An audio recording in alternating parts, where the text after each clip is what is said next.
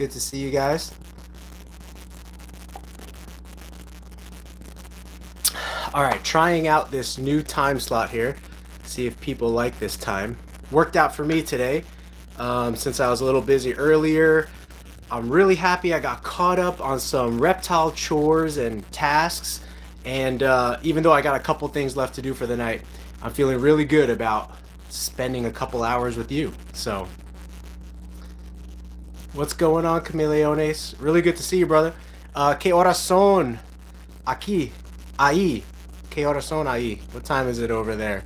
I think you guys are 2 hours ahead of us, but welcome here. In case anyone's tuning in for the first time, my name is Frank. My wife and I and my business partner, we all help run GeekyGeckoCreations over here, bringing you high quality geckos for good quality price, you know. This year is kind of a down year for us. We're really reinvesting all of our assets this year, which is our geckos, our reptiles, so that next year we can have 1,000+ geckos that we can sell really good prices for really good quality.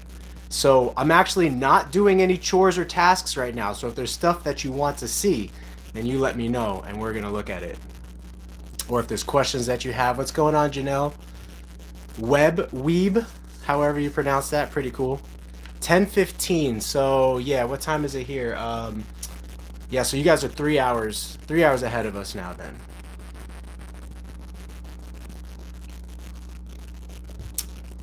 Maybe I should just bring out a gecko for fun.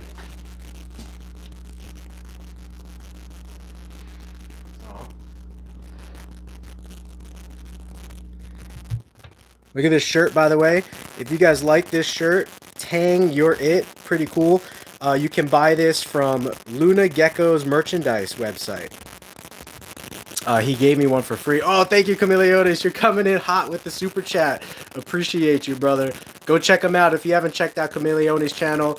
Good Spanish, English speaking brother. And he is definitely helping support our cause over here with super chats every single time. And it's really amazing. Thank you, bro. I just wanted to show you. Oh, this one left. I want to show you what it looks like when a gecko wants food. Sometimes they will actually like sit in the bowl. So this little gecko right here is actually one of our special needs geckos.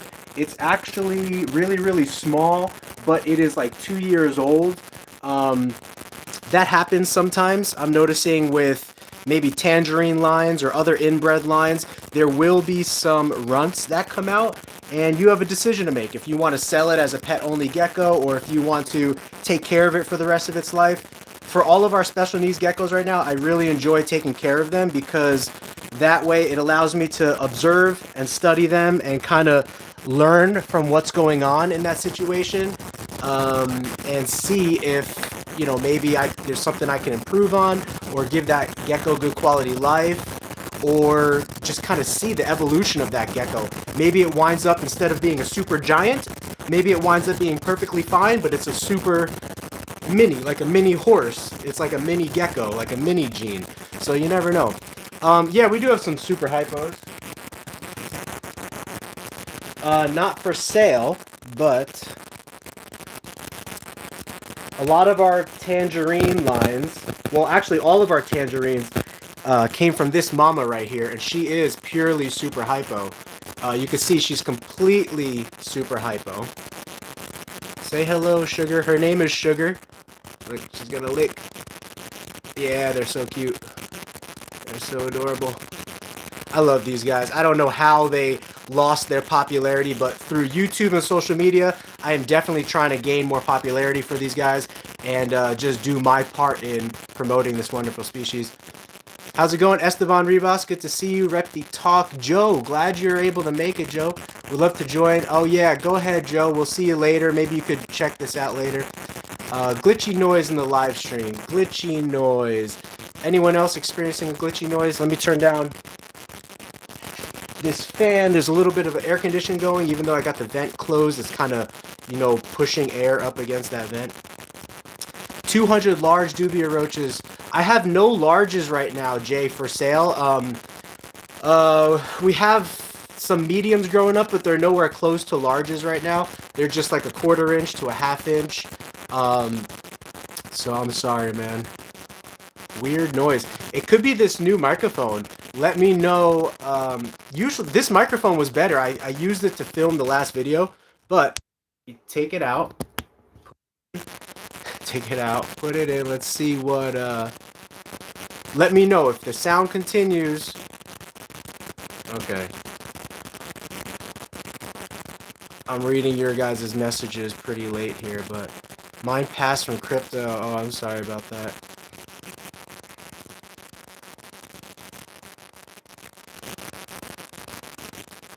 Okay, cool. I hope this mic is good. I'm up to date with your messages, so let me know over the next 60 seconds if the sound progresses, and if it does progress, I'll change the mic. If it doesn't progress, I'll keep the mic, because this is actually a better mic that I'm using right now.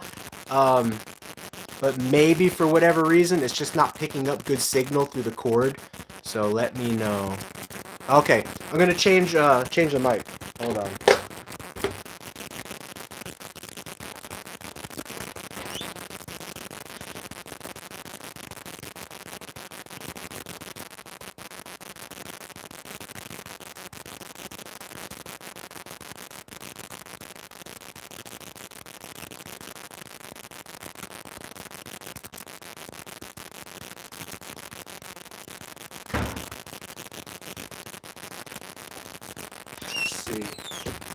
I'm gonna go back to the good old classic mic right here.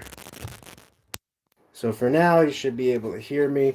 That's a shame. I filmed the last video with this mic. As you can see, it's this shotgun mic here, the Rode. It's usually a really good mic, but for whatever reason, is not acting really good right now. So let's use this little one, which was the original mic that started it all with us here. And then I will get to your questions or concerns or whatever you want to see. We're going to look at some of those. Now it's back. I hear a lot of static. When you unplugged, it stopped. It's the mic. Same here. I thought my headphones were broken. This one is way better, way better. No more static. Okay, cool. You know, sometimes this is actually a better microphone, but the cord that I was using might have been like the wrong type of like current or whatever to support that mic. Now, I filmed our last video, the top 10 morphs intermediate. I filmed it on that mic from this phone. So that's really interesting, but I guess for live streams, it's just not going to work. So thank you. Might be liquid or something in it. Savannah, Lisi. You want to see a Savannah monitor? Is that what you're saying, Chameleones? If so, let's go over there real quick, because they just ate today. So even though it's like dusk over here, I'm leaving the lights on. Now, this is only a temporary cage for these guys, but it works really well. Some people set up a bearded dragon rack similar to this. Being in Arizona, we can keep these guys outside. So I'm actually in the works right now of building an outdoor cage for them. But, oh, this one just went down for the count. Here, this one is out right here. There, you can see this is one of our like yearlings. So this one is just about, I would guess, 20 inches or so. Pretty cool. We have 3 of them here. So there's a bearded dragon in here. You can kind of see her. And these lights are very hot, so they get everything they need. This is our Savannah that was recovering from metabolic bone disease. That's why we have no hide in here, so that she has perfect exposure to the UVB, and she is healing up fantastic, and that regimen worked. And then this little one, you can see her little tail right there, but she's just as big as the last one. You could hear her. She's the one that was in our TikTok video. Oh, sorry, sweetie. Yeah, she's kind of... This rock is pretty warm. But she has learned to escape. So now what I do is I keep her hide here in the middle of this enclosure so that it used to be over there on the side, and she would jump over, and she made it into this little one's cage one night. And I can't have that going on. So I'm observing them really closely for now until I get their outdoor cage built. And this one actually jumped over into the bearded dragon's cage, and I heard the bearded dragon like huffing and puffing, and so yeah, I moved the hides to the middle so that hopefully there won't be any issues until their outdoor cage is done. But that outdoor cage should be finished probably the next couple weeks. So, all right, heading back to the gecko room. We could look at some cool geckos. Let me wash my hands because I always try to make it a habit to wash my hands between species, unless I'm at a show or something. If I'm at a show, then I just use some hand sanitizer or whatever, you know. Oh yeah, we got like 75 hatchlings now, so I'll show you some of the new hatchlings. Yeah, there's hatchlings that are hatching about every 2 to 3 days, I want to say. Every 2 to 3 days we're getting new hatchlings or so. We're still getting eggs. And positive note, guys, our black knights are starting to come through, and they're definitely starting to produce some eggs and some more fertile looking eggs, so fingers crossed on that. But now that we're back, let's just enjoy our little this is the mom of all our tangerine geckos. She's a beautiful, super hypo, baldy, no pattern on the head, carrot tail, nice quality tangerine leopard gecko. All the hatchlings, oh man. Dude, if it was easy to slide those in and out. Okay, Jay, here's the deal. Jay, we will do that if I don't have to pull all of them out. Like I could just pull open the tub and then show them to you, and whatever you could see, you could see. But the problem with that is if they're hiding in the human hide, that might be an issue.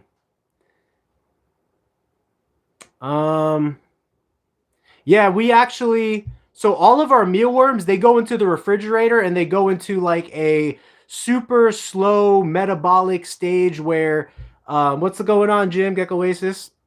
Super slow metabolic stage where we don't feed them or anything basically for 3 months. As of right now, we're not noticing any issues with the female eggs, any issues with weight loss, and we're not noticing any nutrition problems. And there's a number of people that do it that way. So aren't lemon frost known to have, it's not no, it's not neurological. It is skin tumors. And sometimes those skin tumors then metastasize and spread. That bad cell spreads to other cells and creates, you know, hard lesions and stuff like on the organs of the gecko. So we're really trying right now to see if it's possible to separate out this tumor production that's going on from some of the nicer features of the lemon frost, such as the eye features or the brightness of the skin tone. We do have a bunch of lemon frost that we did recently hatch out, and they're all generation 4 or generation 3 into the Turkmenicus project, which is trying to get in new blood to see if it's possible to overwrite that DNA code of errors. Hey, the one gecko I emailed you about was an albino, is really growing over the bands. I thought it was pink bands and no black. Oh, so if it's black, then it's not albino, but... So you don't have any good sizes for adult leopard geckos to eat? Not right now, Jay. I'm sorry, I really don't right now. But I do want to go through the... You can do that, but how about half of them? Brother, our Savannah, I like mine. Yeah, so let's go through some babies then. Not because I want to get paid, but just because I think it's going to be really cool to see some babies.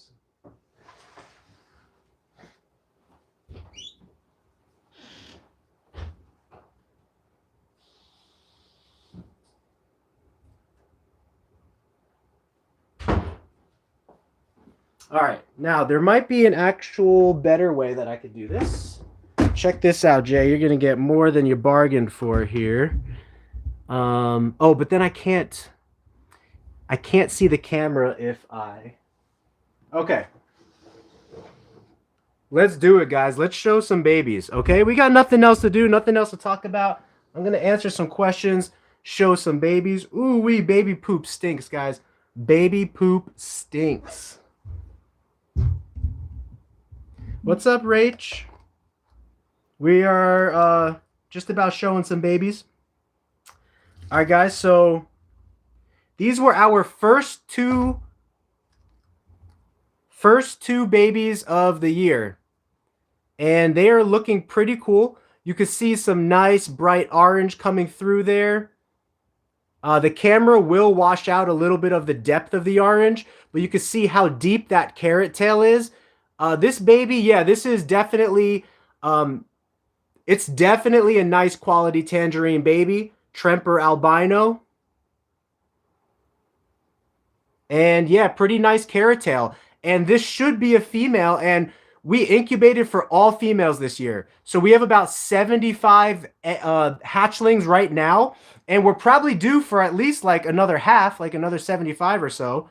So if those are all females, then we will be adding like 100-something geckos into our breeding stock or collection next year.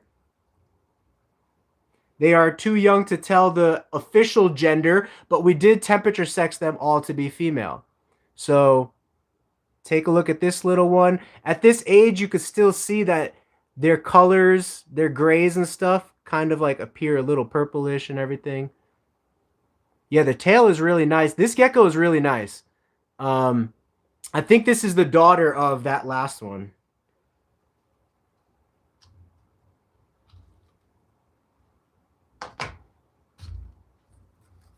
And you can see this one did not come out as orange. So there's a good example of the natural variance that occurs from one gecko to the other gecko.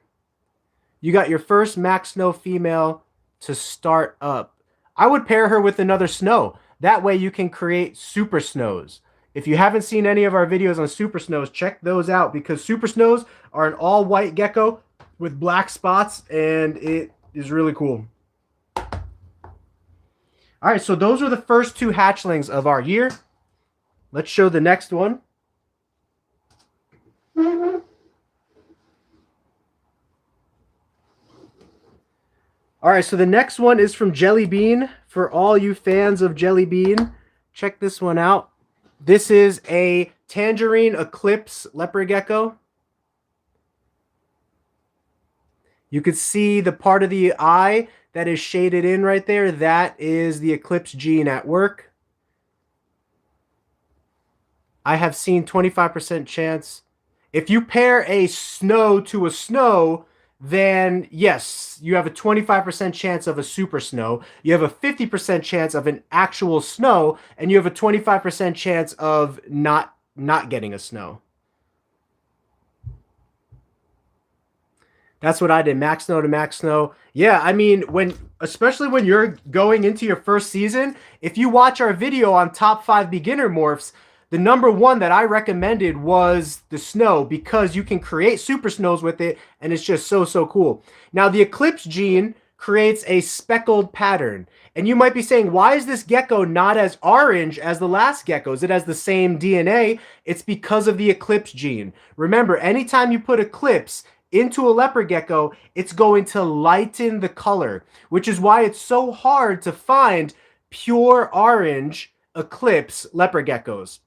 Some exist, and some are a little bit more orange than others, but it's very difficult to find a really good quality orange one, which is why we have some oranges. Like, even though this doesn't look orange, it has tangerine in its DNA. So when I breed a tangerine eclipse to this, or visual eclipse, which we actually have a male, it's going to continue to enhance that orange and pass on the eclipse gene at the same time.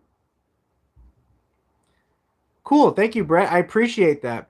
How can you tell the Enigma in a leopard gecko? Enigma kind of looks like this a little bit. It will kind of blow up the pattern to make it look very spotted, but instead of having very small, even-toned spotting, like this gecko has small, even-toned spotting, Enigma will have like blotches of ink.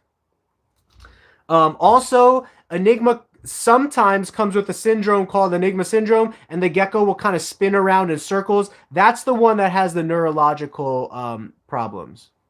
Eclipse drowns out and pales the colors. It does. But through selective line breeding, you can deepen and enrich those colors and fight against that. But it's still going to take a lot of time. That's a project that a lot of people are working on right now, trying to get an all orange Eclipse Gecko and Albino. But, you know, it's just going to take time. But I think it's possible.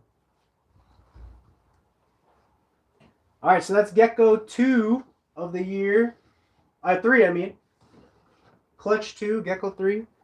Let's see. There's 2 of them in here. And you could kind of see the size difference that goes on from one gecko to another. Check this out. Here is one hatchling. You can see pretty nice coloring in this one. Those grays kind of have like a purplish gray appearance. Right down the middle of the back has like those deep orange stripings going on. Nice carrot tail. Pretty nice gecko all around. Pretty large, right? But check out its clutch mate that has not been growing as quickly. Don't worry, I'm close to a table here, so they're not falling far. But this one has nicer... Oh, man. I don't know if you caught that on camera, but it literally, like, suicide jumped. It was funny.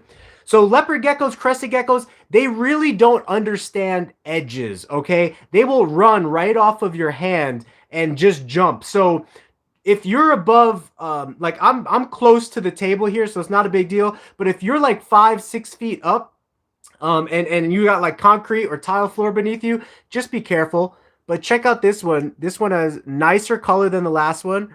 Look at those tones. But it's smaller. It's a little bit more runty than the last one. But very nice nonetheless, right? So as you can see, we love tangerine over here. And we have now entering our breeding stock next year. We have over... What is it at? Yeah, we're going to have over 60 tangerine females entering the breeding stock next year. If all of these, you know, temperature sex come out to be females, which is what we sex them for, we incubated them really low, like 79 to 80, to see if we could get them to be majority females or all females. Sometimes the incubator fluctuates a little bit, so I caught it at like 81, or sometimes on rare occasions like 82, but we really try to keep it in that 79 or 80 to 81 max range. And let's say 100% of these geckos turn out to be females. Perfect. We'll keep everything the same next year. If like 70% of them turn out to be females, we might incubate a little bit lower next year just to see if we can increase those odds of females. What month do you stop pairing? Oh, we breed year round, Brett. Because different females are going to ovulate at different times. And when a female ovulates, that's when you want to pair her. And females will ovulate at different times. I'm trying to think if I have a female that is ovulating right now. Most of our females are gravid, not ovulating. Actually, I have a black knight that's ovulating. Let me show you. And she just started ovulating. Jay, I think you paid the $10 already, so I owe you to show you more.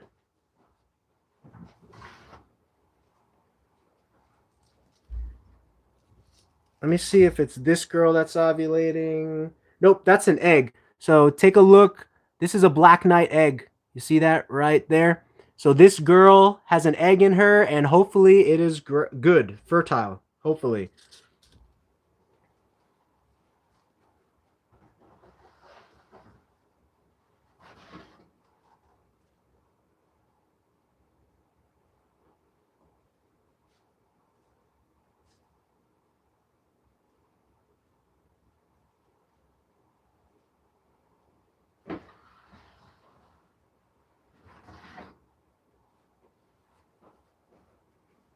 Trying to see if we can show a ovulating girl.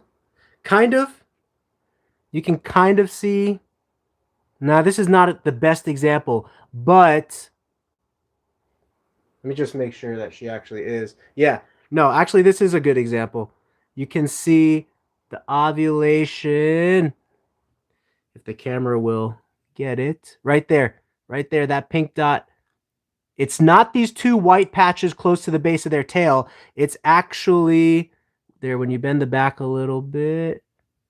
It's tough to tell, my man, but this one is ovulating. It's bright pink dots, and every female will have a different month of the year that she starts ovulating. And we're kind of having a late season with the Black Knights. We got them shipped to us in December, and usually leopard geckos are already ovulating in December, January, but they decided not to ovulate until right now, a lot of them, so...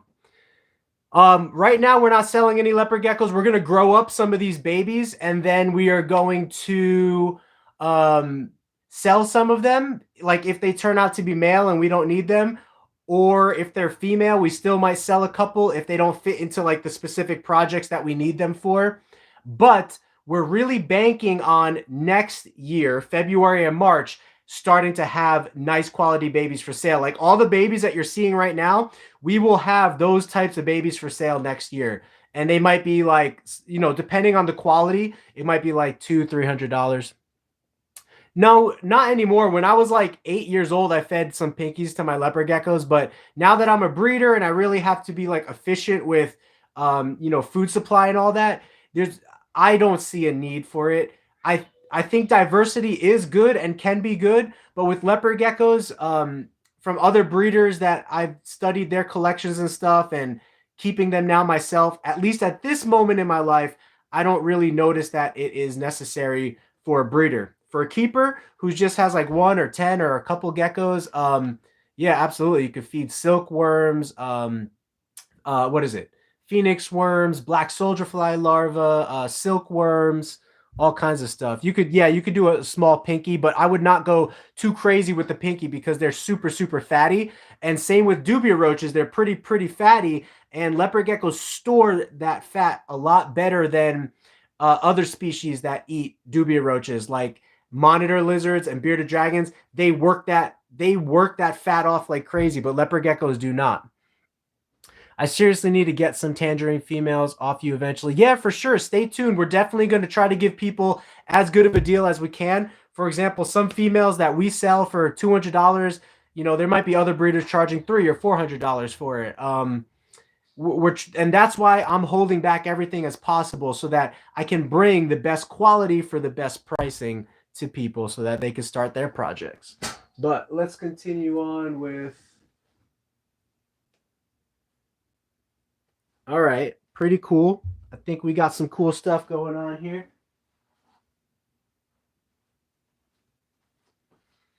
All right, so all of these tangerines are going to have some pattern. They're going to have some grayish spots, which in person can kind of have like a purplish hue. So that's pretty cool. All of those gray spots that you see, they're going to turn bright green as time goes on. As they become mature, it will turn bright green. And that bright green will blend in with the orange tones of the gecko. Let me show you an example of that. Oh, whoops. Hi, sweet boy. So, here's a leopard gecko that you can't see any pattern on, right? But barely, if you look really hard right here and right here, there are some green patches of color. This gecko, those green patches used to be like a purplish gray, and then as it matures into just a greenish coloration, and it kind of blends into just a general orange tone for the gecko. So, pretty cool.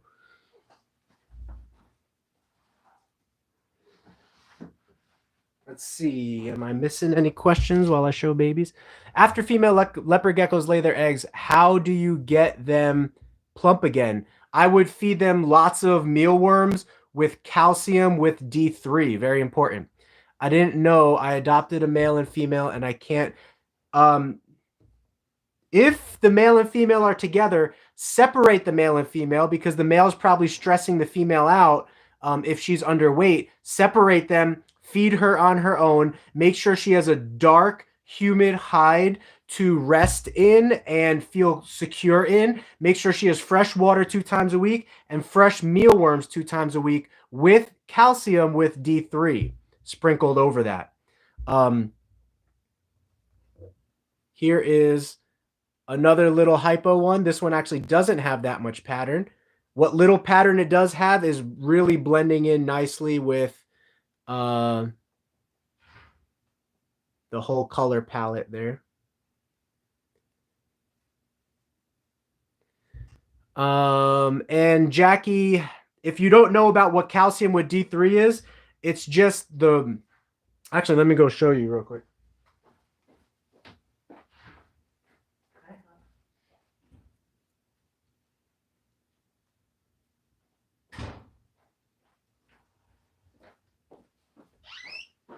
So you can buy this from any reptile store in your area with D3. Leopard geckos need the with D3 because D3 is what helps reptiles absorb the calcium. So without D3, the reptiles won't be able to absorb the calcium unless they have a UVB light. But as you can see with leopard geckos, we typically don't keep leopard geckos with a UVB light. Now, you asked about what you can do to make her gain weight. Check out this female. Do you see this female? She's right now putting on weight from her breeding season.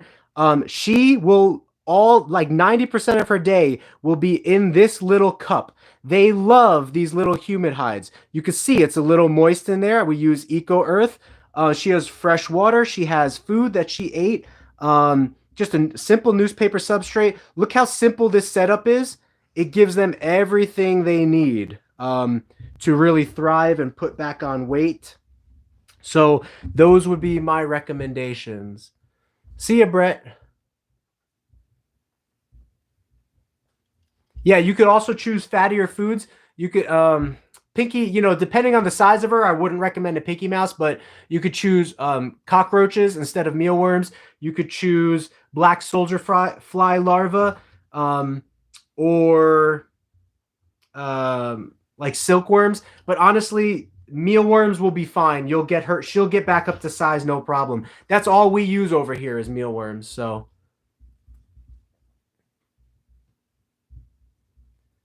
Oh, thank you, Monica. That's a very nice comment. Is there a certain type of vitamins that you use? Yeah, so, you know, when I say calcium with D3, most people know what this is because they see this at their reptile store. But, little inside secret, a lot of leopard gecko keepers use what the original breeders of leopard geckos recommended back in the day. Let me show you what that is. And these can be bought from Amazon.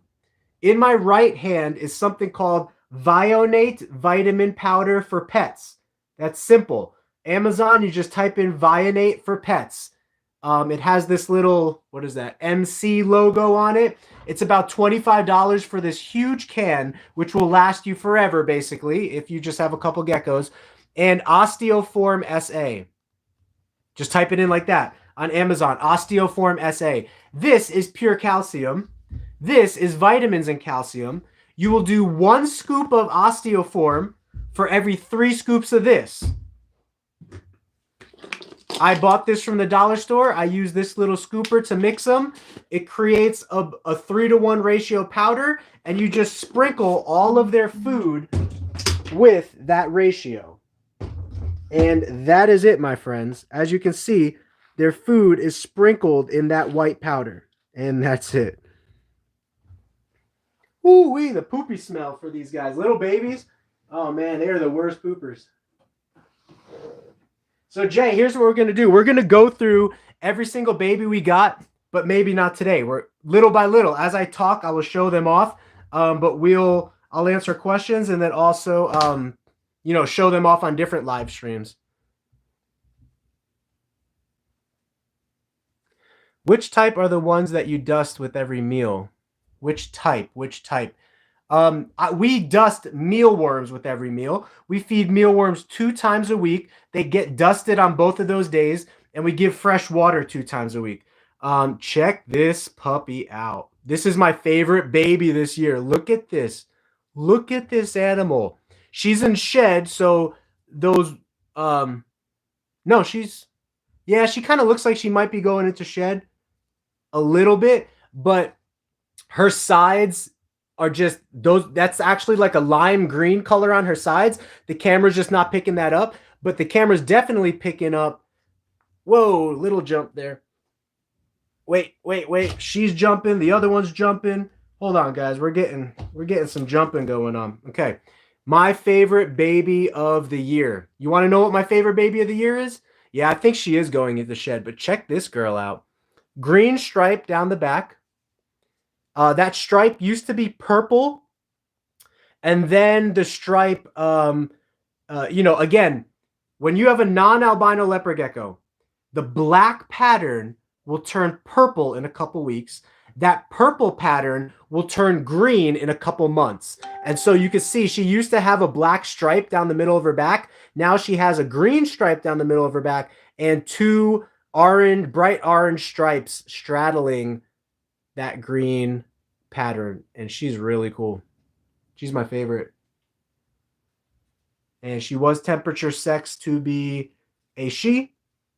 But you never know, I mean, she could turn out male. Either way, she's going to be a great breeder for us here. Clutch mate. Here is her clutch mate. And so you can see pretty cool, just general orange color with some green highlights. You can see that those purple areas are now starting to fade in to her natural pattern. Again, this gecko will be all orange as an adult. You won't be able to tell any other color except orange and some undertones of green. That's how the colors develop on these guys. A lot of times for the tangerines. So pretty feisty bunch right here. Let me see what you guys got to say about that. These are both tangerine, Tremper albino, and this one is just possible het for eclipse. Let me think which parents this came from. I don't have the parents written on the box. It's written in my notes. So, because it's written in my notes, I don't know. This one is either het eclipse or, possible het eclipse or 100% het eclipse, depending on which mom this one has. And again, if I'm remembering this correctly, this gecko came from an eclipse mother that is kind of a yellowish orange because the eclipse gene washes out the orange. But when a gecko is not eclipse, it's still all of those points on the chromosomes of the animal that says code for orange, code for orange, code for orange, code for orange. All of those points still exist in the gecko's DNA. And so when it does not code for eclipse, all of those orange codings are still relaying instructions to the gecko's color palette. And you could see this gecko, which is look at that orange. Look at that deep orange on that gecko. This gecko, I'll show you the mom, came from a gecko that is not orange at all. But the gecko that is not orange because of the eclipse gene in it. So let's say you have this point on the chromosome that's coding for the eclipse gene, and then these 3 points that are coding for orange. If they all exist, the orange will get overwhelmed by the eclipse gene. But if the eclipse gene is not present, the orange will overwhelm the color of the gecko. At least that's the way that it's appearing that it's working. So let me show you real quick. Mama. Ooh. My wife's the singer, but look at this gecko. This is Jellybean for everyone who's a fan of Jellybean. You can see Jellybean is an eclipse. Jellybean is tangerine. Jellybean is het Tremper albino because none of these geckos are making it easy on me right now. Trying to show you guys stuff. Because Jellybean came from this mom. Look at this mom, how orange she is, and Jelly Bean is very yellow, and the dad is also very orange. But why did Jelly Bean come out yellow?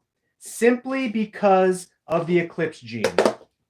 But you just saw the babies that Jelly Bean produced that are still orange. That's because in Jelly Bean's DNA exists the eclipse gene, which is washing away all of the orange coding in the gecko's DNA. But if the eclipse gene is not present, or if it's not dominating at that locus point, then the tangerine genes will dominate, and you will get a gecko that is still bright orange, even though it came from a yellowish orange gecko like this. So pretty cool stuff, how the genetics works in these guys. That is why I'm trying to bring back the popularity, or do my part to promote the popularity of how fun leopard geckos are to work with. Right now, the most genetically fun and diverse reptile that people work with is the ball python. And ball pythons has its pros and cons. We have ball pythons here. I love genetics, so I started collecting ball pythons. But I mean, my heart is with geckos. Like, I really love geckos. They're easy to handle. They still come in a ton of variety and genetic mutation. So, all right, moving along. This was a single egg, so this one does not have any clutch mates. Its poop still smells really bad. There she is. Again, you can see all of these geckos are tangerine with like these little purple patterns on it. Those purple patterns will turn bright green over time. It's just the way the colors develop.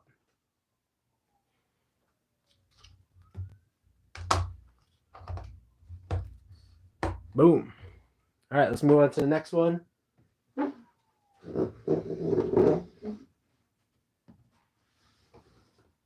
There are 2 for 1 in here. You can see a lot of them look similar. Some come in like darker or brighter patterns, but for the most part, all of these are coming from the same dad. We took our most orange male and we bred him to every single female, almost every single female. That's tangerine. And some of our females are more tangerine. Others of our females are less tangerine. But the male that we chose was the male that was the most tangerine out of all of our males. So check this one out. This one has some pretty nice color popping. You have to try to stop them from moving because they'll jump right out of your hand, remember. Ooh-wee, look at that. Look at that ooh-wee color. It's like a purplish, green, orange going on. See, I'm trying to shield the light because the light kind of washes out that color on the camera. But really, really, again, just dropping right to the table. Not a big deal. Dropping right into their container. I try to hold them lightly so that they don't drop their tail. I try to, not squeeze them or anything. So really nice color on this one. I think this one's going to be developed to be really, really cool. So there you go. That white sugar pattern on the tail.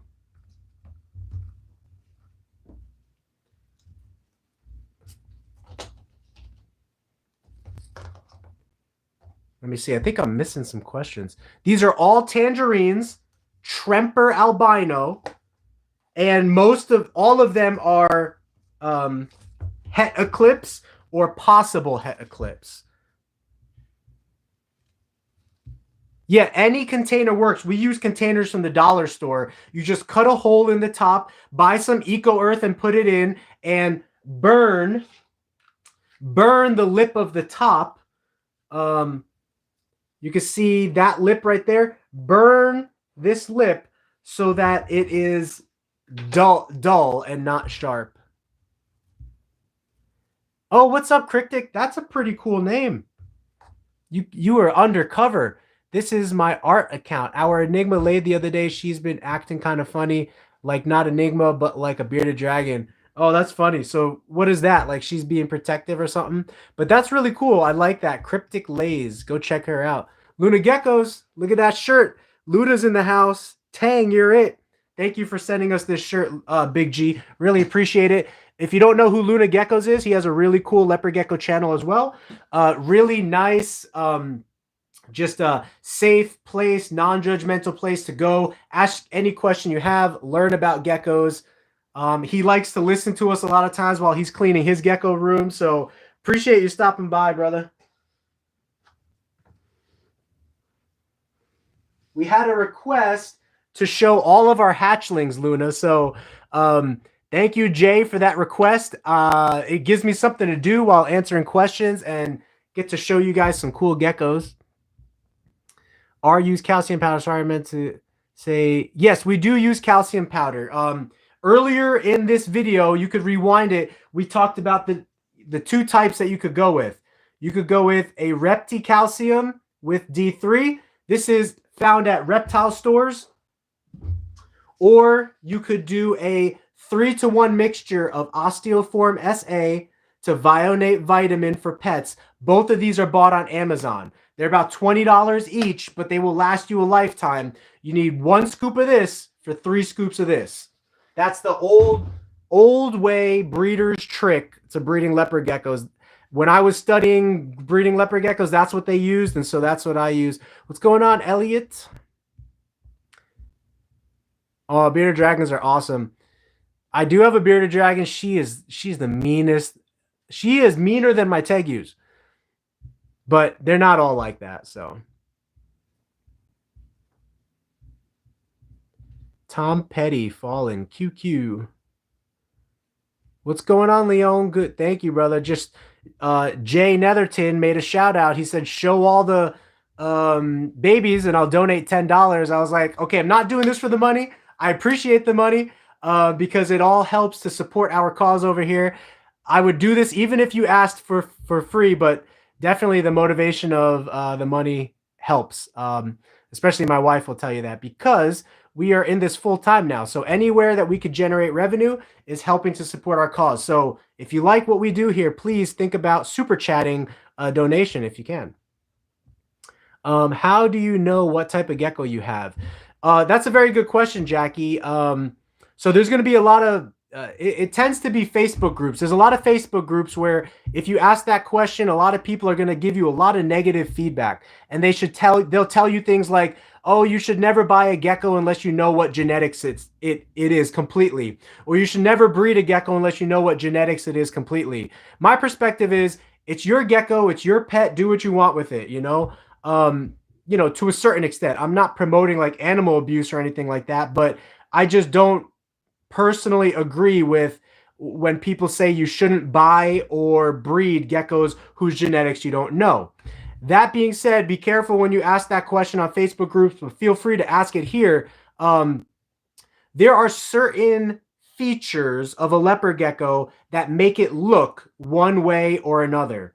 Sometimes. Some features are easier to tell than others, which is where the whole perspective comes in, that you shouldn't breed geckos, that you don't know their genetics. The people that say that are basically saying, hey, if you can't tell 100% what the gecko's genetics are, or you don't know it based off of what the breeder's telling you, then there's always a chance that there will be a little bit of mystery in that gecko's DNA until you prove it out. But I got no problem with mystery. I mean, I love thrillers. I love mysteries. I love, crime movies and, solving the puzzles and all that kind of stuff. So I like mystery. I got no problem with it.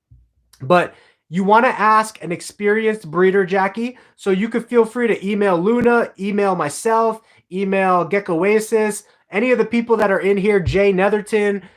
You could email us and send us a picture of your gecko, and we will do our best job to identify what is going on in that gecko as much as we can. My geckos have not been eating for a while, maybe like a week, and it's kind of scaring me. A week is no problem, Annabelle. Don't worry about it. Sometimes they come and go in waves, especially during breeding season, which is right now. Continue to offer food. Continue to provide a shelter where the gecko can feel comfortable. Fresh water 2 times a week. Food with calcium and vitamins, and you'll be perfectly fine. If it eats, it eats. If it doesn't, it doesn't. I had a gecko over here not eat for 6 months and then just decided to eat out of the blue. So don't worry about a week. So Jay, I'll work backwards a little bit here.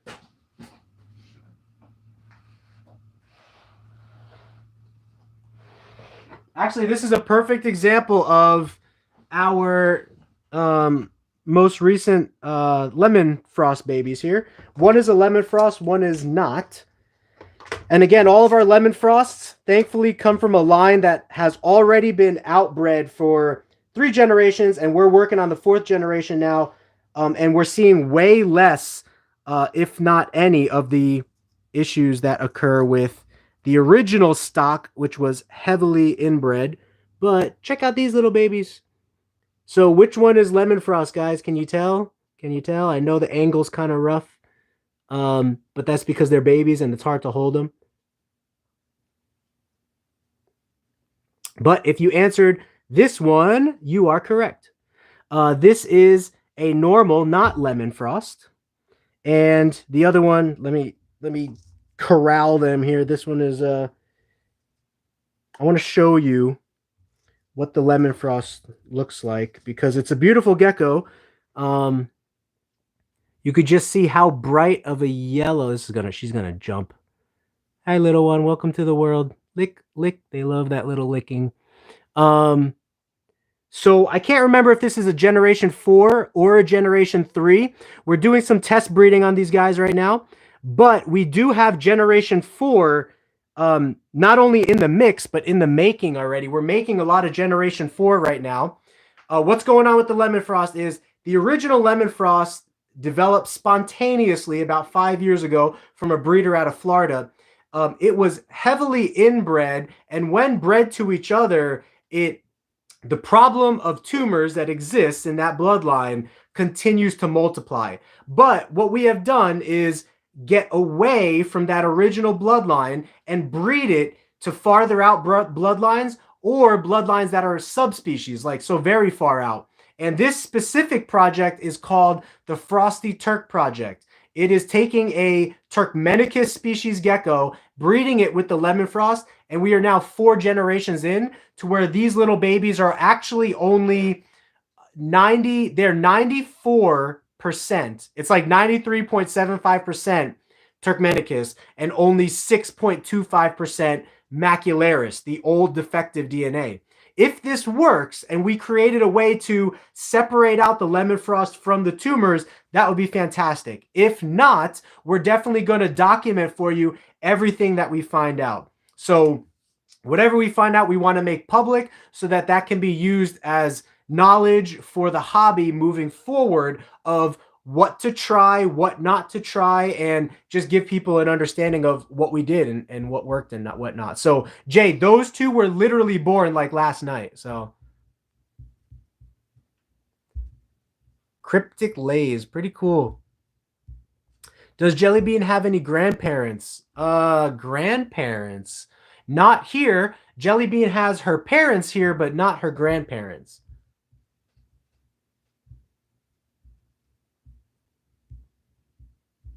Yeah, the whole DNA bloodline of geckos derives from, its whole family, right? So yeah, that can all have an effect on the gecko's appearance. It tends to be the parents, though, that influence the babies the most.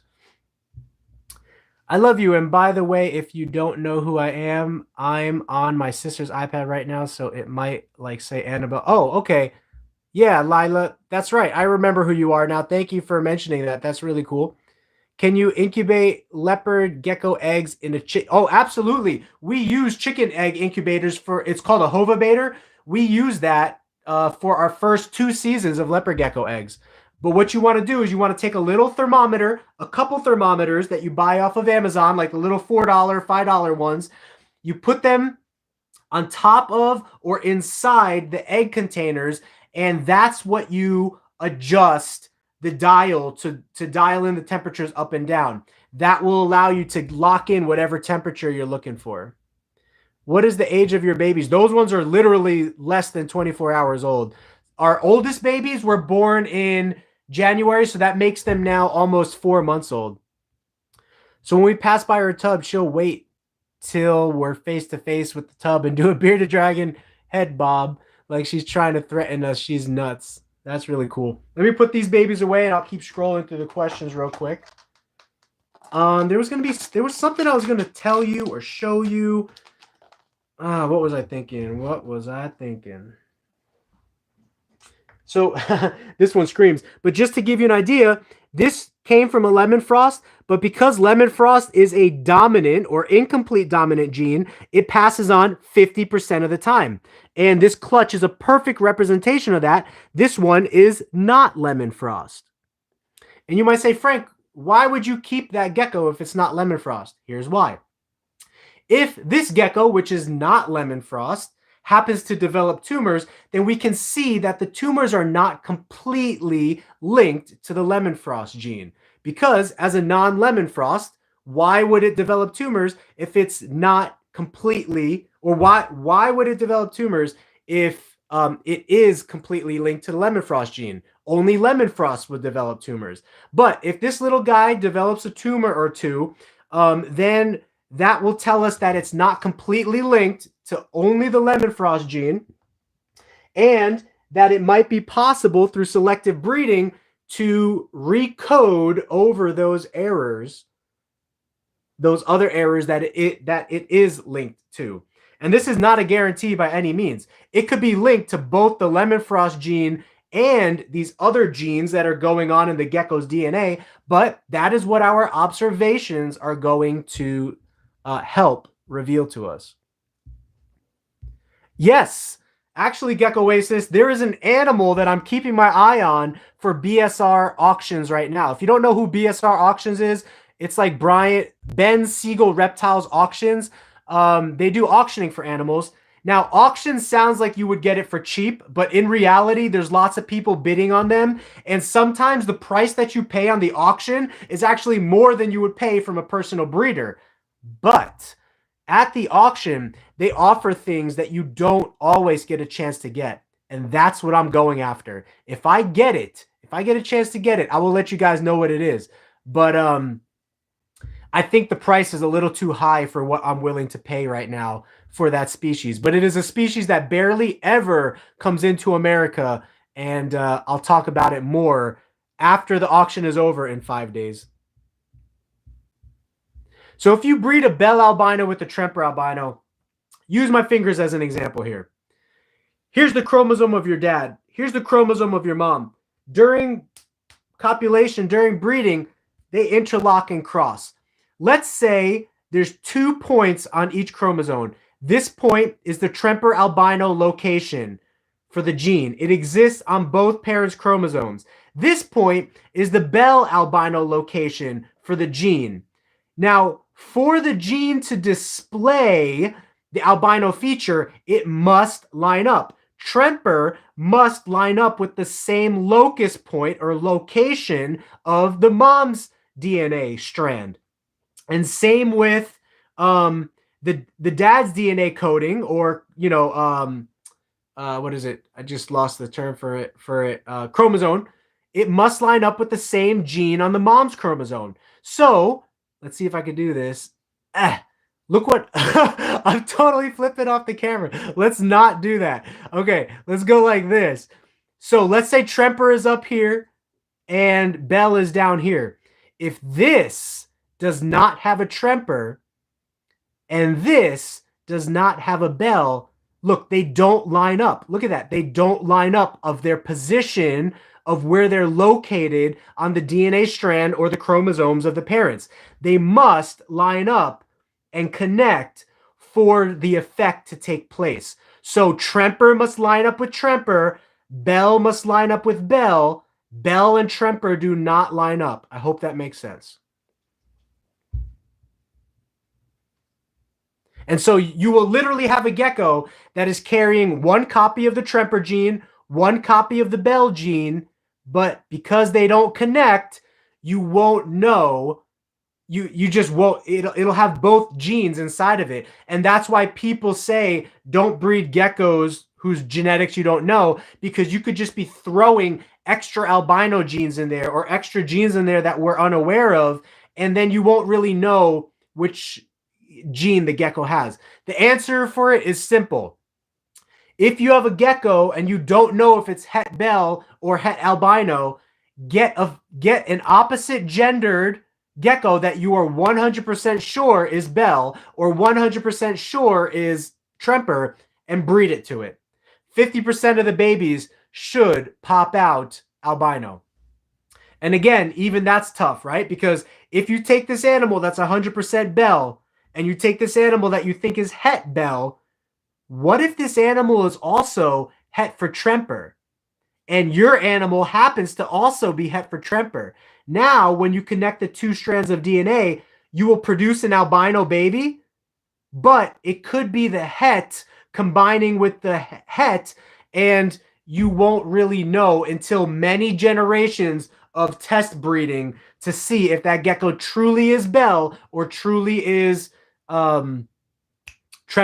And that's why people really recommend not breeding geckos whose genetics you don't know. But I don't care. You know what I mean? It's your animal. Do what you want. If you sell the babies, just sell them as not knowing the genetics of the animal.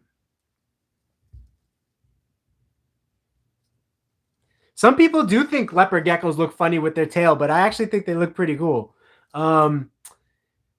Crescent Geckos, who's in here right now under the different name, she designed a couple designs for us, and every leopard gecko design has, like, you know, if you animate a character, it accentuates features, right? So the leopard gecko features are accentuated in the tail, because if the leopard gecko was a superhero or an anime character, its power move would be tail slam. Good. Super worms are good. They're good nutrition. How did you get Turkmenicus? I thought they're all different. They are classified as a different species. Hold on, let's talk on that real quick.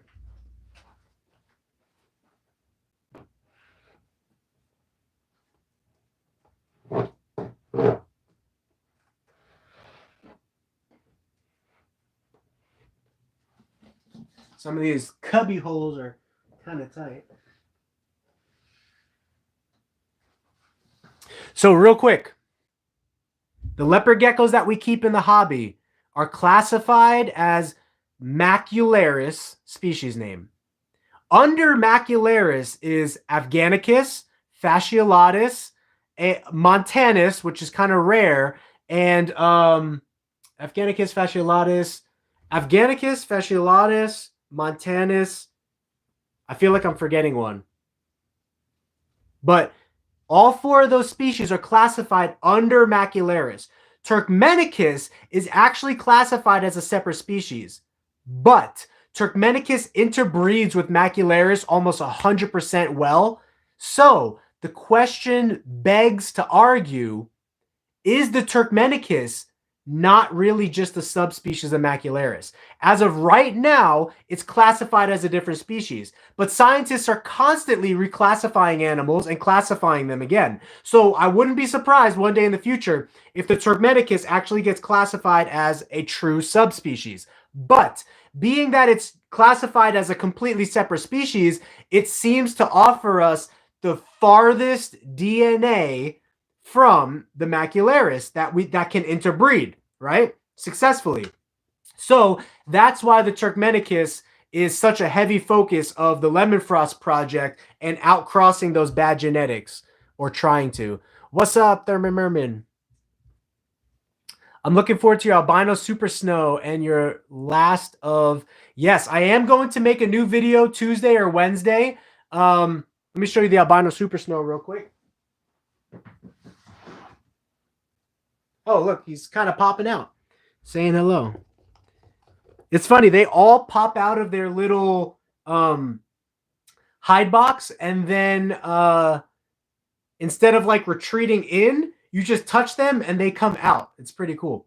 So yeah, if you haven't seen our last video, here's a promotion for it right now. It's called Top 5 Best Leopard Gecko Morphs Intermediate Edition. And this leopard gecko is number 5 on the list because it's a really cool leopard gecko. I won't spoil what number 1 is, but this week I'm going to make top 5 best advanced leopard gecko morph species to keep. All All right, let's look at a couple of the babies.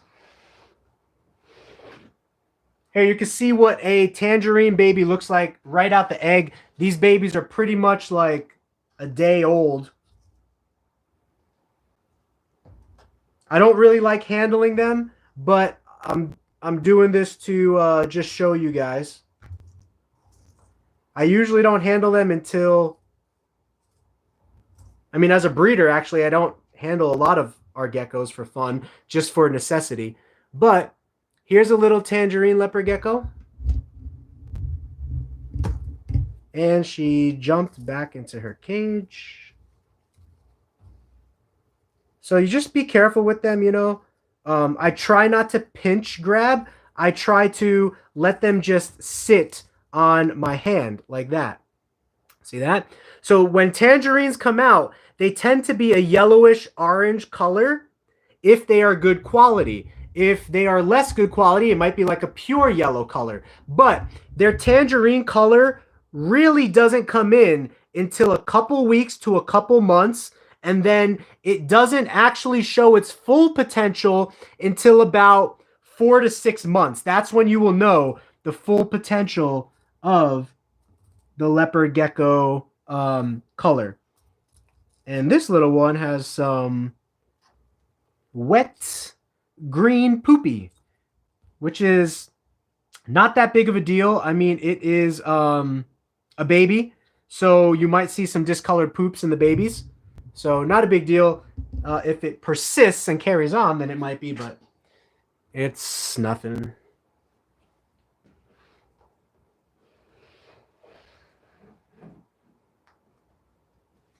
But I'm going to wash my hands.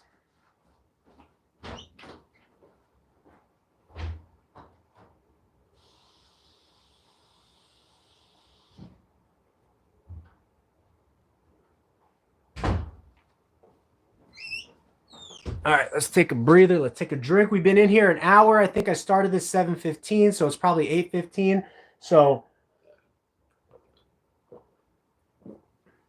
this definitely seems to be the time that people like coming. There's about 30 of you guys right now, which is pretty cool.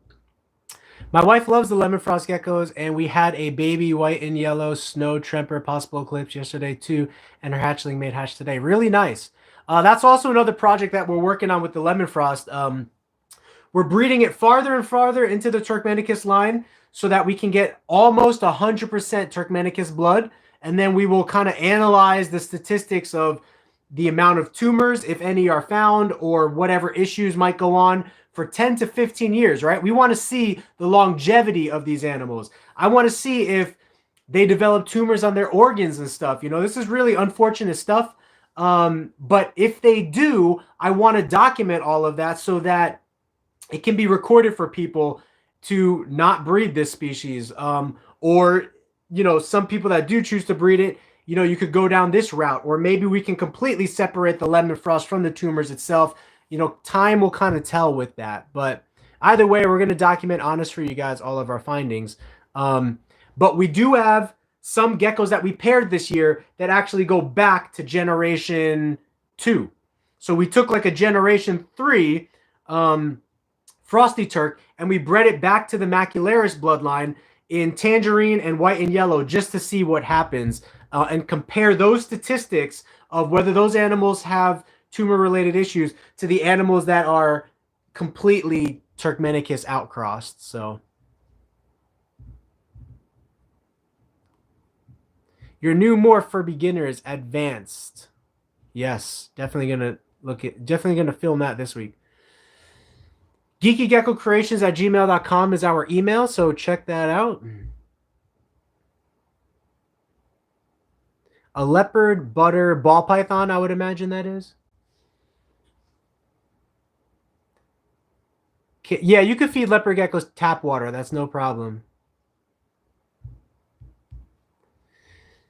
Can I take a picture of my leopard gecko and send it to your Instagram? Yeah, so you could also message me on Instagram or Facebook or email. Go to our website, GeekyGeckoCreations.com. There's a contact form there. Any of those ways will get you in contact with me. If the Asian market breeds LF, they should be far ahead of us on determining any promise. Yeah, I've actually talked to a couple Asian breeders. None of them, as far as I can tell, did any outcrossing. They all kept it within the macularis line, and they took an extreme liking to breeding lemon frost to lemon frost. And when you do that, it just accentuates the tumor problem like crazy, like takes it to the next level. So, and that's kind of evidence for if you outcross, things are getting better compared to if you inbreed, things are getting worse. So that's kind of a possible indicator that it's not completely linked to just the lemon frost gene. It could be linked to other bad genetics going on inside of the animal, the original parents of the animal. So if we get farther and farther away from those original parents, the question is, can we disconnect and code over those errors that are happening with the tumor production?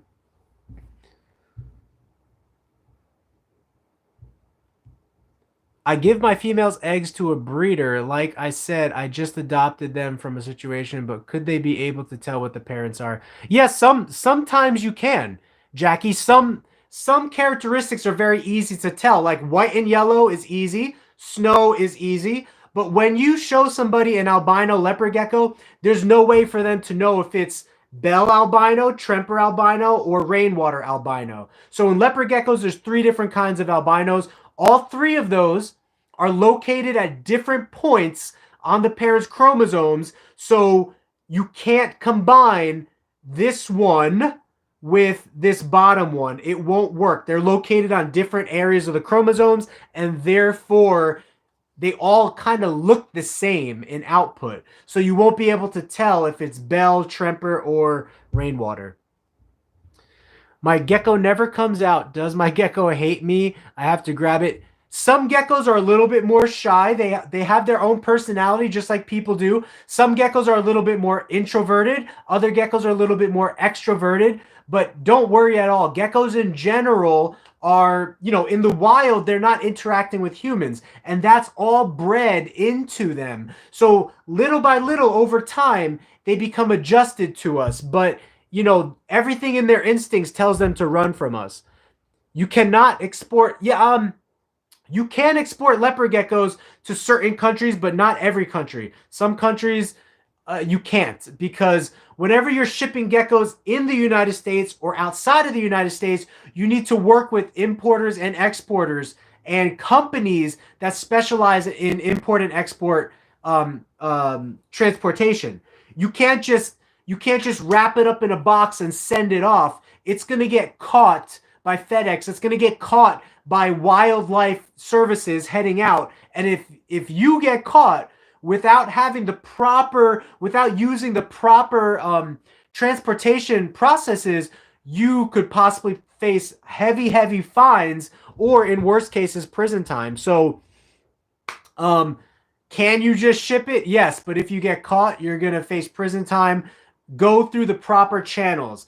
And there are certain companies out there like Reptiles to You and Reptiles Express that will ship outside of the country to certain countries, but not every country. And it's usually super expensive. It's like hundreds of dollars or $100 just to get a gecko out of the country. Yeah, some geckos are super cool. Like I could walk up to a lot of these geckos and they will, let me see if I can do it right now. They'll kind of come up to me. Like watch this guy. Watch this. This is one that I don't even handle that much. They're just naturally very curious. And look at what this guy does. Hi, sweet boy. Watch what he does. He's going to come up to my hand. Watch. He's going to investigate what's going on up here. Look. He's going to come. Watch him. See him? Hey, sweetie. What is it? You trying to investigate what's going on? Watch. He's going to lick my hand. Watch. See that? That licking, that's the way that they sense the world, everything, which is why loose sand or eco-earth that is not dampened down, loose substrate in general can be a big problem because they're going to lick everything and they're going to ingest it. Look how much closer he is now. He was just at the bottom and then they come up and they investigate. And if I let him, he's going to crawl right up on top of this thing. So,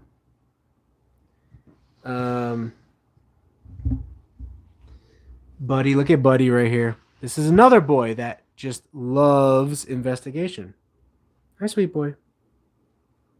He actually loves head pet rubs, you know? Some look at him. He's like leaning into it. Like, look, he's like getting closer to me. It's crazy how some of them will just have these personalities, and others of them might be a little more shy or a little more skittish. But, you know, just like people, each one's going to have their own kind of personality. So,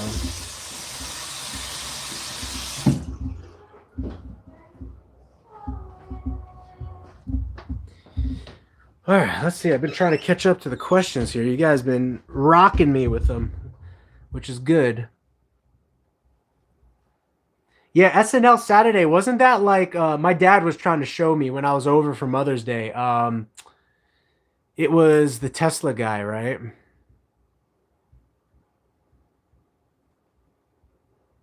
Yeah, calcium sand is thought to be the worst kind.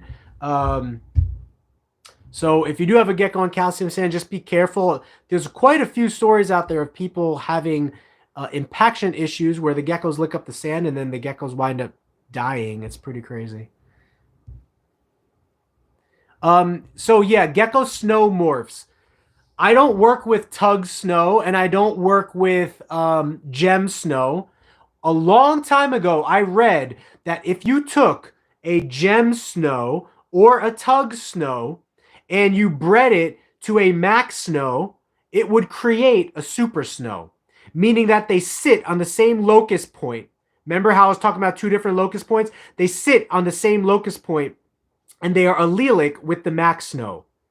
But if you take a gem snow or a tug snow and you breed it to a normal or another gem snow and a tug snow, they will not create a super snow formation. They're thought to only be a regular dominant trait, whereas the max snow is thought to be a incomplete dominant trait, meaning that if you take one here and you take one here and you combine them from each parent, it will give a different feature than if only one parent has it. You know what I mean? So is it bad to mix snowmorphs? In that sense, you probably won't know what snowmorph is in your gecko if you are mixing snowmorphs. So my personal recommendation would be not to do it. Same with the albino lines. My personal recommendation would be not to interbreed the albino lines. You know, that's just my personal recommendation. Raven from Canada, and I don't know where to buy bulk supplies from. I wanted to buy from Reptile Basics. They don't ship here. Do you know any other companies? Yeah, unfortunately, Canada is like shipping to Europe. Like across our borders actually costs a lot of money. To ship a gecko to Canada, I kid you not, is $400 just for shipping.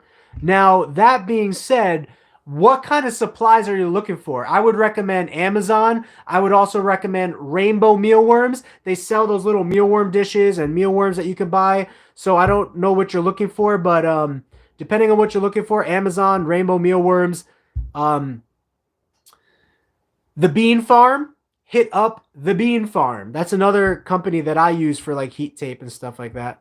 But now we distribute our own heat tape. So if you need heat tape, let me know. A shy gecko. Yeah, I got you. I got you. It's actually my super giant. Check this one out. He's the biggest of them all, but he's the most shy, and I'm actually afraid of getting bit. So I'm not going to be too crazy with this guy, but how you doing, baby? Look, look. Immediately, his tail. See, even he is still kind of investigating. Now, I've actually been working with this guy a lot, so he's not as bad, but do you see how he's curling up on me right now? He's kind of flexing on me. He's flexing on me like, hey, bro, don't touch me. Don't touch me, bro. You see that?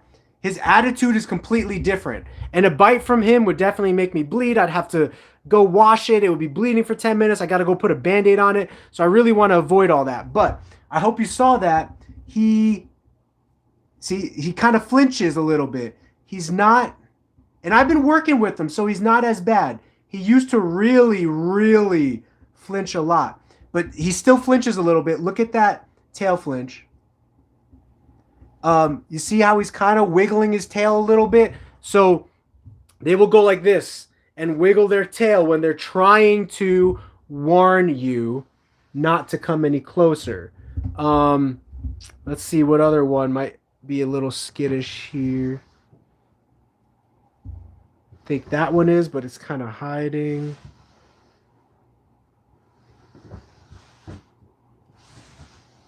This one's pretty skittish. Oh, see, sometimes they're skittish and they come right out. See, I'm touching him. You can see how fast he's moving. Look at this. See, he's kind of whipping me with his tail. He's like, when they get kind of like anxious, they will kind of curl their tail a little bit, and they will see that he's kind of like running away. He's just not feeling it. See, he's not feeling it right now. Whereas with this boy right here, he's just completely. I could pet him like a puppy dog. Like, look at this. He's just staying here. He's getting closer. Watch. If I give him my finger, he'll probably even crawl up on it. Like, look.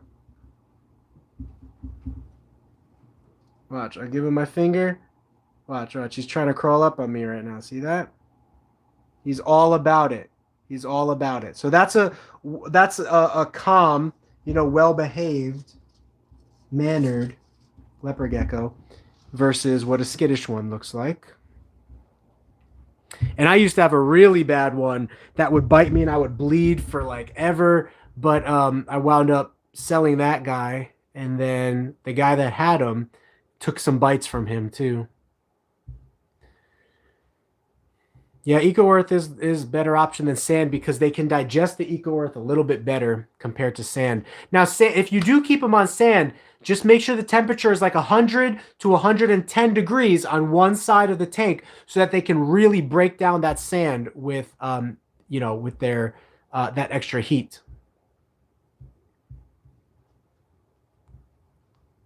So if you're trying to go into business and you live far away from each other, you can either do it to where both of you guys keep animals in your individual areas and both of you guys take care of animals. Maybe one of you focuses on one morph or one species and the other person focuses on another morph and another species.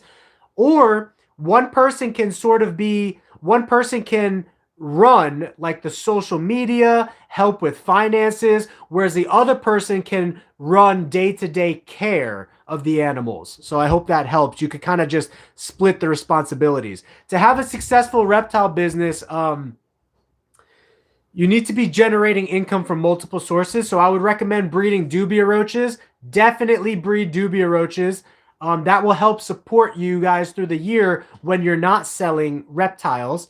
And then make sure you have a lot of reptiles because some females are not going to breed for you. Other females are going to produce bad eggs. So if you're looking to do it full time, you need a lot of animals. But if you're not looking to do it full time and just kind of like part time for fun kind of thing, you could use as many as you want. But those are kind of my recommendations there.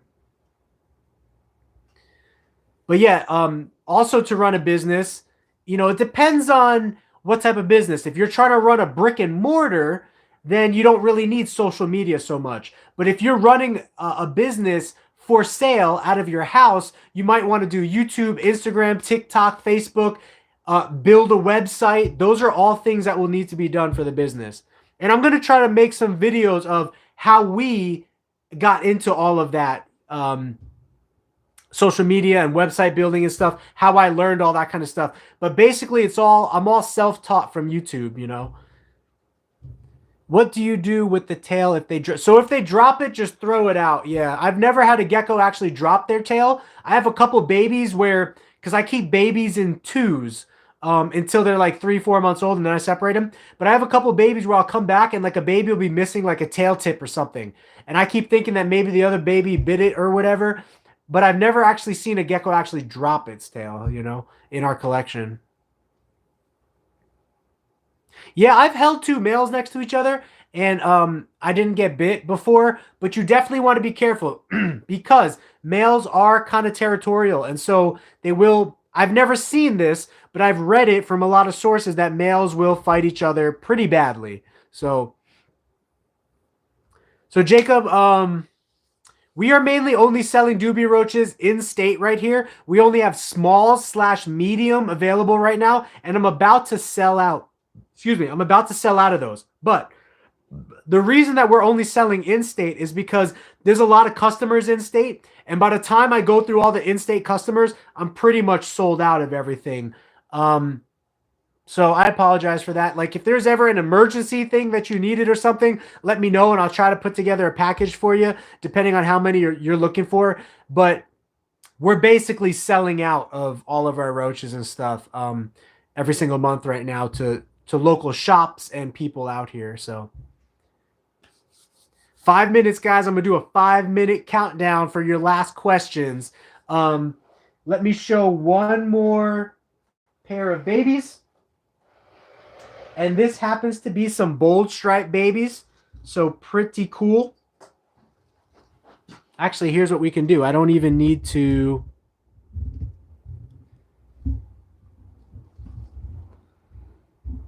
Look at this bold stripe baby. So Jay, we're going to show as many geckos as we can in the next 5 minutes. And then we will also, on the next live stream, which might be like Wednesday or something, we will also continue showing babies.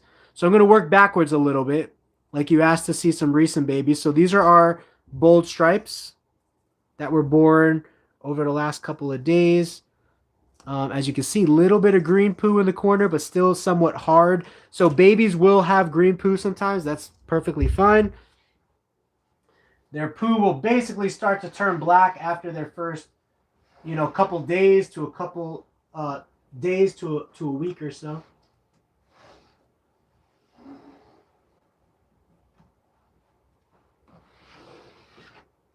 Now, all of our babies here are in order from what hatched out earliest. So here is another. We're hatching a lot of bold stripes right now. A lot of our bold stripes are beginning to hatch. So you can see what our bold stripe lines look like. They come from pretty good lines. And you can see nice, bold patterning. A lot down the tail. Check that out, Jay. You can see striping going down the tail. That is something that we are really, really shooting for and looking to continue to enhance in our bold stripe lines is striping down the tail. And there's only one in here, so that means only one baby hatched. I mean, that means that there was only one good egg, yeah, that hatched. So...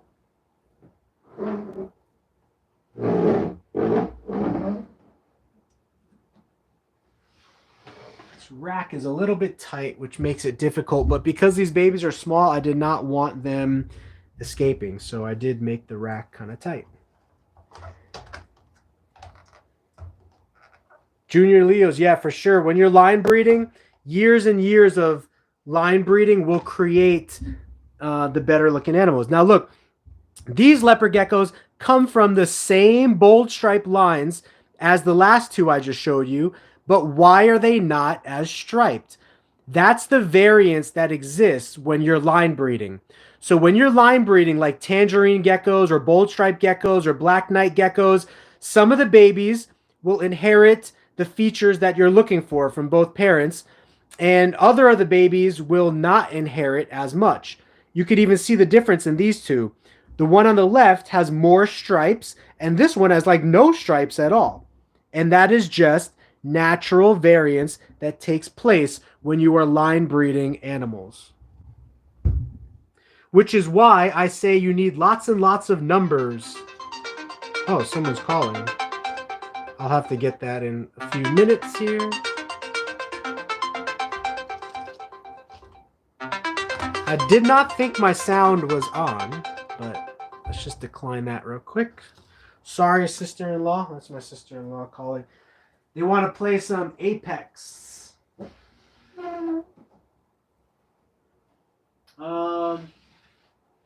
Check this out. Here's another bold stripe that, again, all of these are from the same two mamas. and the same papa. But look, not as much bold stripe. So some of them are going to be fantastic. Others of them are going to be not so fantastic. You got to take the good with the bad when it comes to line breeding. But geckos, like, people keep asking me, are you going to have any geckos for sale? And it's geckos like this that we might wind up selling as time goes on. I just want to let them get their best colors before I sell them either way. But if they're females, it's almost counterintuitive to sell them because they'll be a good breeder for us, within a few months, basically. What are these? So I actually have these labeled as Bell Albino Leopard Geckos. However, when I was test breeding the Bell this year because I was sold a leopard gecko that I was told was Bell Albino. But turns out I bred it to a Tremper Albino and produced babies. Now that means one of two things. Either the Bell that I have is carrying a Tremper gene, or the Tremper that I have is carrying a Bell gene. It is most likely that the Bell that I have is carrying a Tremper gene, or the Bell that I have is not Bell at all. If the Bell that I have is carrying one Tremper gene, 50% of the babies should come out albino. But if the Bell is not a Bell at all and is actually a Tremper, 100% of the babies will come out albino. And this is one of the ways that you test breed. Now, you usually want to do that for a couple years in a row to get the more numbers you have, the more accurately you can make your statement. The more accurately you can determine what the answer is to your question. But I mean, I'm going to be pretty confident that if all the babies from this pairing turn out albino this year, and it's like 6 to 8 babies, that's 100% baby ratio of albino.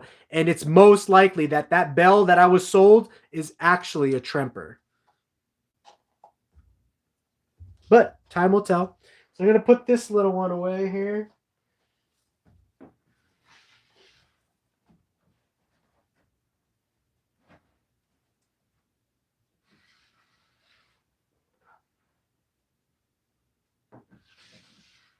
So, Jay, thank you very much for inspiring this last hour and a half of us showing off different babies. I will definitely I want to get more live streams as much as possible. So if I get another live stream in this week, I'll continue to show off babies and answer your questions. Now, we're also helping a friend out and doing something called Fundraiser Friday. I didn't see many people there this Friday, but maybe it was because it was a little bit earlier in the day, or maybe people don't want to, catch a live stream at the end of their work week. But this Friday, again, we're probably going to test out Fundraiser Friday from 7 to 9 again, Mountain Standard Time, same time as this. And we're going to have a friend on that can talk about different species that he keeps. And he is a large reptile breeder out here in Arizona. He keeps a lot of outdoor species, big pythons, tegus, a lot of amphibians. We covered amphibians in our last live stream with him. But anyway, we'll either have him on Friday, I'll do my own live stream on Friday, or I'll do my own live stream a couple times this week, maybe Tuesday or Wednesday. I can't do it Thursdays because I have an adult men's softball league that I'm a part of from my last job, actually. I want that baby with the two dots. Do you use superworms to feed? I don't feed superworms, just mealworms. But superworms are good. I have some superworms here. I use them to feed my sailfin dragon, my bearded dragon, my Savannah monitors, any smaller species that eat a lot. But leopard geckos, they do really, really well on mealworms, and you can keep the mealworms in the fridge. It just works out really well for me as a breeder to do mealworms. Oh, you want to buy the one with the 2 dots? Let me think about it, Jay. I'm definitely not opposed to it. I just, my goal this year was really to hold back all of our females, which these are all temperatured. Take a look at this rack. These are all temperature sexed to be female. There's about 75 hatchlings in this rack right now. They're all supposed to be females. If I take those 75 and they all become breeders next year, that's going to be what, like an average of 5, that's going to be somewhere between like 500 to 1,000 babies just from what this rack produces, just those babies, not even counting these racks behind me here, which are already adults. So we already have like 50 adult females here, and then we are 75 babies that were growing up to be females here. So we're really trying for the masses and the numbers, guys, because again, that's going to allow us to bring the best quality animals to you guys for the best prices, and just really, make our stand as a gecko breeder here over the next year. So good night, Gecko Oasis. Jay, I will have to I'll have to find out which gecko you're talking about, and then I'll keep an eye on it. So in the next live stream, I'll try to find that gecko again, and I'll keep an eye on it and let you know how the colors develop and everything, and then we'll see if, we wind up keeping that gecko or not. But thank you so much, Jay, for the inspiration for this live stream to show off our babies. That was a really good idea. And thank you all you guys who donated super chats. We appreciate that. And all you guys who stuck around this whole time, because YouTube is realizing that, hey, people like Geeky Gecko Creations. Let's promote this guy. Let's make them more popular. So thank you very much. It was one of the last bold stripe. Yeah, with the 2 dots, I will look for that. So thank you guys so much for tuning into this episode. I appreciate it. I will try to do another live stream, maybe Tuesday or Wednesday of this week. And then we should be doing one Friday for sure. Whether it's me you see on Friday or me and my friend you see on Friday, I will see you guys. So have a Geeky Gecko great night, you guys. And I will see you soon. Peace.